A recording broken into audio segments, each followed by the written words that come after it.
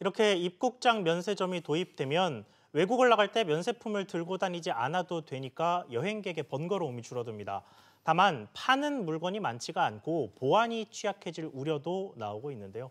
황인표 기자와 하나씩 짚어보겠습니다. 황 기자, 네. 먼저 입국장 면세점이 도입이 되면 확실히 이 출국을 하는 여행객들 기준으로 봤을 때는 이 짐이 좀 가벼워지는 게 가장 반가울 것 같아요. 그렇습니다. 지난해 9월에 정부가 이제 입국장 면세점 도입을 결정할 때도 바로 이 점을 이제 고려했거든요. 출국할 때 화장품 등 면세품을 사서 여행 내내 이제 들고 다녀야 되는 그런 번거로움이 사라지게 되고 또 잃어버릴 가능성도 사라집니다.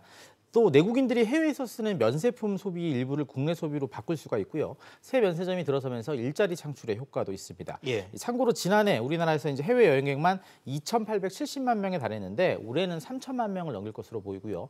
내국인들이 국내 면세점에서 쓴 금액만 약 30억 달러, 우리 돈으로 3조 4천억 원이나 됩니다. 비슷한 이유로 중국과 일본, 베트남, 싱가포르도 입국 면세점을 운영하고 있습니다.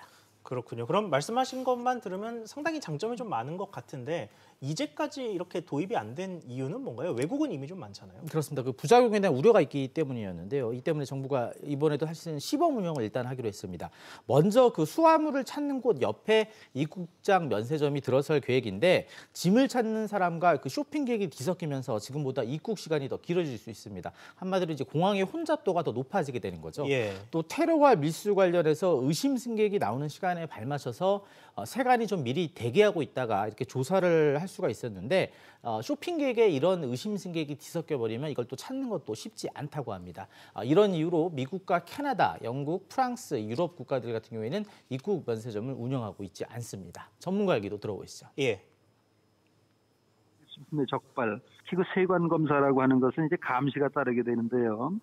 승객의 동선을 파악하고 의심 승객에 대해서 집중적으로 감시하는 것이 굉장히 어려워지는 것이죠. 네, 지금 말씀하신 보안 우려는 좀 확실히 대비할 필요가 있어 보이네요. 그런데 이게 이 보안 우려와 별개로 그냥 소비자 입장에서도 뭐 그렇게 실익이 크지 않을 수 있다라고 하던데 이건 무슨 얘기입니까? 인터넷 댓글을 보니까 오해가 하나 있는데 이제부터 출국 때 면세품을 아예 사지 말고 입국 때 사면 되겠구나 하시는 분들이 있는데 반은 맞고 반은 틀린 얘기입니다. 일단 우리가 봤던 출국 면세점에서 입국하시는 분들이 사실 수는 없습니다. 말씀드린 것처럼 입국장 면세점이 새로 만들어지는데 규모가 아까 보신 것처럼 330제곱미터 그러니까 약 100평 정도가 되거든요. 출국장 면세점이 5,000평이 훨씬 넘으니까 그거에 비해 규모가 매우 작고 담배, 향수, 명품 이런 것들도 팔지 않습니다. 술과 초콜릿, 다음에 약간의 화장품만 판매할 것으로 보여서 거의 기념품 가게 수준이라고 보시면 될 것 같습니다. 또 여전히 면세 한도는 600달러에 불과하다는 점도 연배에 두셔야 되는데요. 예를 들어서 해외에서 400달러치 물건을 사고 입국 면세점에서 600달러치 물건을 살 수가 있습니다. 그럼 합하면 1,000달러가 되는데 이 면세 한도인 600달러를 제외한 400달러에 대해서는 세관에 따로 신고를 하고 그만큼의 세금도 당연히 내셔야 합니다. 인천공항과 관세청은 입국장 면세점 구매 고객만 따로 입국 통로를 만들어서 이제 유도할 계획인데 혼잡도 피하고 필요한 경우에는 그 입국장 면세점 구매 고객에 한해서 진검사도 실시할 계획입니다. 그렇군요. 황 기자 잘 들었습니다.